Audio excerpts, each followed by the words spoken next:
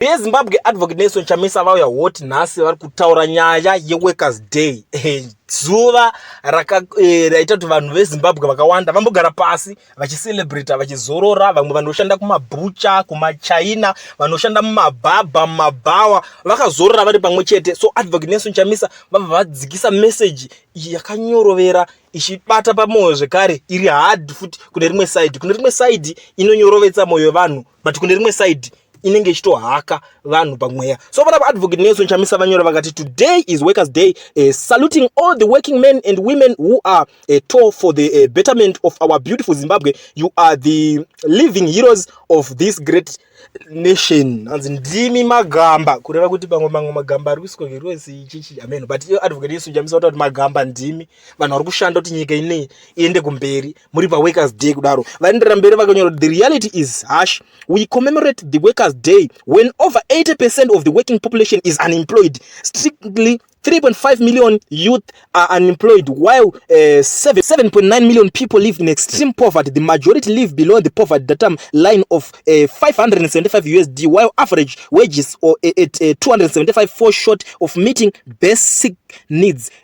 Punitive tax thresholds starting at $100 leave little to support families where a basket of basic good is 6 times higher than the minimum wage. Every worker deserves to thrive in an inclusive Zimbabwe where everyone has access to fair and dignified employment opportunities and a balanced work environment in a new great Zimbabwe. Our citizens' government will put decent work agenda at the heart of our labor market policies. We will elevate the TNF from the current talk. Varamba vachienderera mberi vachidzika nemessage yavo inova message inobata bata sekutaura kwandazviita, iri message zvekare inofadza vamwe ichitsamwisa vamwe. Vakatobudikira vakati tiri kutoita plan, pane plan iripo ipapo. Ukaramba uchiverenga ukatarisa apa zvavari kunyora, varamba vachidzika nayo message. Muri yeZimbabwe zvinhu zvinosiririsa kwazvo kuti zvechokwadi tiri kucelebrata zvedu workers day, asi vanhu vazhinji havasi kushanda. Zimbabwe every day itori workers day kana tikada kuzvitarisa.